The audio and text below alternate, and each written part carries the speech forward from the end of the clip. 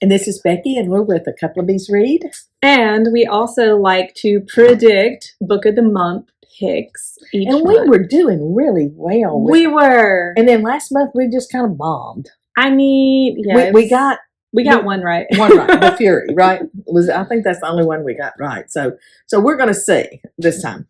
Well, I'm going to start with this one. It doesn't come out until February 20th, so it might not be a main pick. It might end up being an add-on at some point because they like to do that. But if you all remember A.J. Finn, The Woman in the Window, loved the book. It was it was either Hulu or Netflix movie. They made it into a movie. I think it was Netflix. Netflix, yeah. Well, he has a new one coming out called End of Story. So I really enjoyed The Woman in the Window.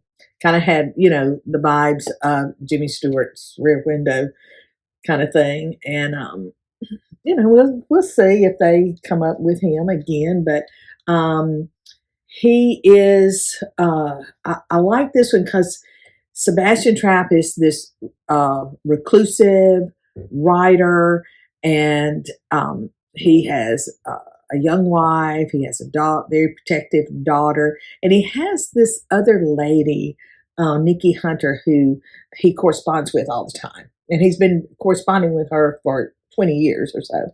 Well, he's ill and he doesn't have long to live, and he asked her to come to his California mansion and to help him write his life story.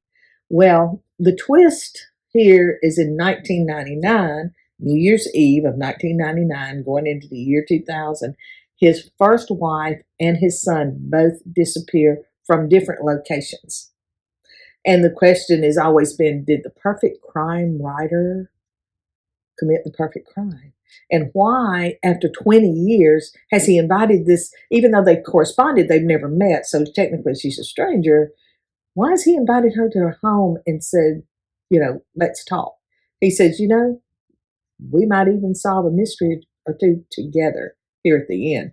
So it kind of leaves you like, what? Mm-hmm. So I'm hoping they carry it. If they do, it's definitely going to be. And that is A.J. Finn, End of Story. Yes, I love that.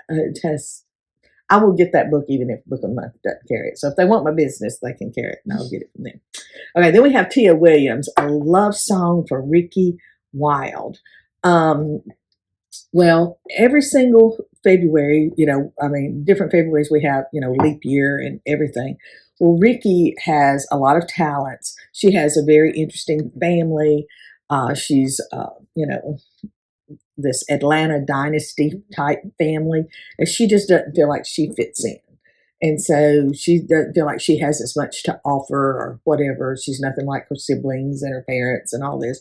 And so she gets an invitation from someone to move into their brownstone basement, and she jumps at it. And then, a lot of things happen, and, we have some romance and everything, and then we see what happens. So, and I love I think the cover is absolutely beautiful.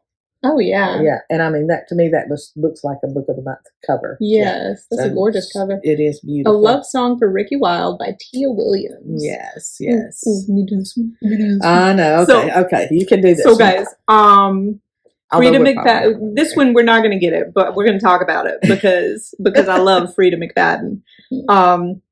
Book of the Month has never carried her. She actually got her start as just an indie author. She was self-publishing, which is different than indie, but she was self-publishing on Amazon, topping the Amazon charts, and then she started getting her books more traditionally published.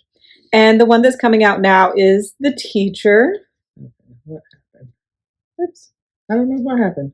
Oh, there we go. Is The Teacher, and it just seems really interesting. We have both been teachers. Yes, we have both been teachers. So there was a school scandal that sort of rocked the high school last year, and then the year is starting again. And the girl who is the center of the scandal, Addie, can't be trusted. She lies, she hurts people. But there's going to be a McFadden twist at some point. So all you McFans out there, because that is a real group, A real group. I've never read a Freida McFadden book. So I would love it if Book of Month did carry it, but if not, I will be downloading it on my Kindle and reading it. And I'm going to read it too, since I was the teacher. It sounds interesting. Yes. All right. Everyone who can forgive me is dead. It's Jenny Hollander. It says, you think about the worst night of your life, and all of a sudden, so many years later, you find out, wait, that was a lie. Everything that happened that night, it's tormented me all these years, and it wasn't true. It wasn't a lie. What is going on? So 9 years ago, the world focused on this Charlie Colbert, and they had this party they went to, and naturally a whole bunch of people died at the party. Okay. And now she's trying to rebuild her life. She has a great job. She's getting married. And then one of these survivors from the party decides, she's going to write a tell-all book about it and kind of destroy her life. And then somewhere along the way, she finds out, wait a minute, things are not as they seem that night. And so that's kind of the mystery twist, well, what actually happened? If what I think happened didn't happen, what did happen? So, very interesting. And that is, what was that again? Everyone Who Can Forgive Me Is Dead by Jenny Hollander. And it comes out February 6th. So. Yes. All right. Now, Book of the Month loves some Kristin Hannah. Okay. Yes. The Women. She's coming out. She loves, she writes wonderful historical fiction. And this centers around the Vietnam War. And it centers around Frankie McGrath. Her brother goes to war. He's in Vietnam, and then, she hears, well, women can be heroes too. And she's like, oh, wait, I can do this. And she's a nurse. And so she joins the Army Corps of Nurses, and she goes on.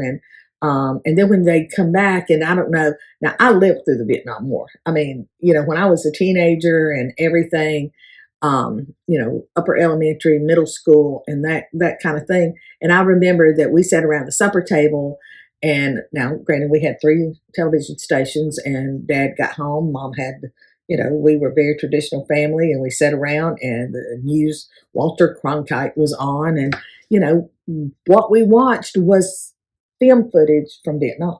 Mm-hmm. So I can I didn't have anybody in my family that actually fought there because of that. It's funny how the ages fell. Yeah. But still, I grew up during that time. I knew what was going on.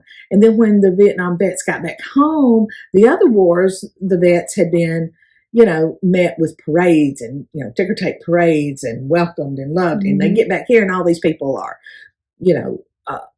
hateful. They're hateful. They're throwing things at them. They're protesting the war. They're doing all these things.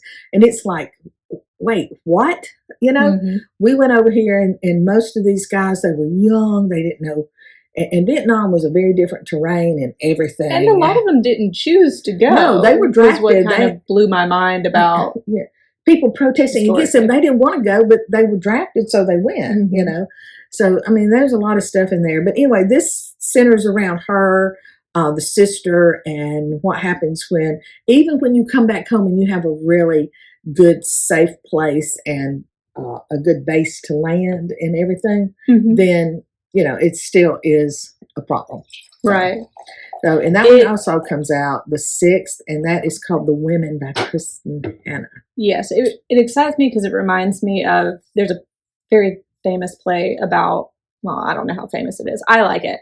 About Vietnam called A Piece of My Heart, and it's about the women who served. Yes. And yes, gosh, you want to cry. Just read that script, find someone doing that show.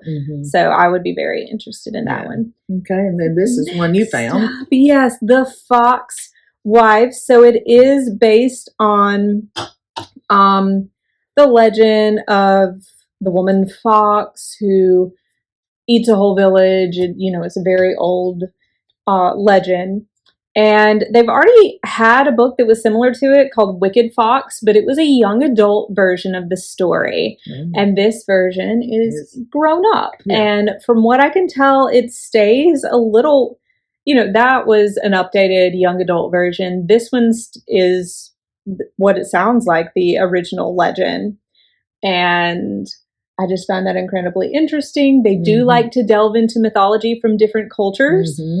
So, and we can show them, the book cover is beautiful. And, just kind of looks like a book of the month. You can just actually see the little book of the month standing in the corner, So that's The Fox Wife by Yangsze Choo. And he is already a New York Times bestseller. So. Okay, this is the one we're going to fight over. This is the one we are going to fight over. And we're pretty sure it's going to be an add-on because they have Ali Hazelwood so often. But Bride is her foray into romantic suspense with a little bit of paranormal thrown in. Misery Lark, the only daughter of the most powerful vampire councilman of the Southwest, is an outcast. Again, her days of living in anonymity among the humans are over. She has been called upon to uphold a historical peacekeeping alliance between the vampires and the werewolves. And she sees no choice but to surrender herself in the exchange. So vampire werewolf romance by Ali Hazelwood. What is not to love? Book of the month. If you don't have this, I might actually stage revolt. Shame on you if you don't have this one. This one you've got to have. And then we might have to do an arm wrestling thing here to. Yeah, probably. To see who gets that one. Yeah. Unless they have this next one, which I'm intrigued by. Medea by Eilish Quin, and I hope I'm saying that name right. So if you study Greek mythology, Book of the Month has an obsession with Greek mythology, especially Greek mythology told from the woman's point of view. Medea is one of the most reviled characters in Greek mythology. This woman, her first story isn't that bad. She helps Jason get the Golden Fleece. They get married, la-di-da. But then when they get back to his hometown, after they've had some kids, he decides to marry the princess and leave Medea. Well, Medea is a powerful sorceress and also a little bit of a B word. So she... A woman hath no fury. This is actually the myth that spawns from. Hell hath no fury like a woman scorned. That's right. I think it's in the original play. It probably that line. So she, she decides, I'm going to hand my children this poisoned gown for them to deliver to their new mom. And so they deliver this poison gown. As soon as the princess puts it on, she dies. The kids die from the poison. So it is a messy story. And I don't know how they're going to make Medea a likable heroine, because at the end of the day, it's just like, does Jason deserve some bad stuff in his life for leaving the woman who is the only reason he was able to become a hero? Yes. But at the end of the day, it's about a woman who killed her children. Yeah. So I don't know. I'll know. Let you have that one. Yeah. I'm just interested to see if they're going to keep to that original legend. Well, because they say, but what if that isn't the full story? And they kind of leave you hanging there going, well, is there going to be some kind of twist? We don't know. Are the kids going to live? Because, that's the only way, in my opinion, you can make her a redeemable character. Yes, definitely. Is that the kids somehow survive that encounter. Yeah. But those are our predictions. Maybe we'll do better this month. We hope so. We hope so. So we will see by the end of the month. Bye, guys. Bye.